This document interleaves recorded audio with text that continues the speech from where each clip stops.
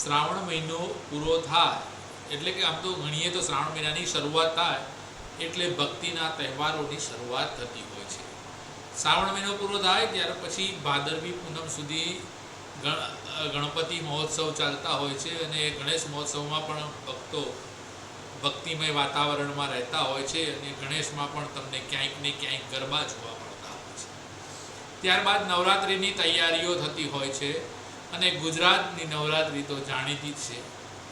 તો આવી જ રીતે સુરતમાં પણ નવરાત્રિના રંગે રંગાવા માટેની તૈયારીઓ થઈ રહી હતી, એટલે કે સુરતમાં પ્રી નવરાત્રિનું આયોજન થઈ રહ્યું હતું અને ત્યાં મારામારીનો માહોલ જોવા મળ્યો છે।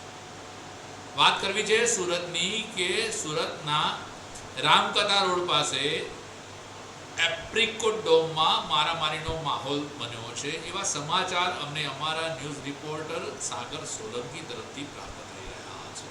દ્રશ્યોમાં જે પ્રમાણે જોઈ શકો છો એ પ્રમાણે જોવા જઈએ તો આ જે પ્રી નવરાત્રિનો કાર્યક્રમ ચાલી રહ્યો હતો ત્યાં અચાનક મારામારી થવાના કારણે થોડોક માહોલ બદલાયો હતો, પરંતુ પ્રી નવરાત્રિના આયોજનમાં કેમ મારામારી થઈ એ રહસ્યમય છે।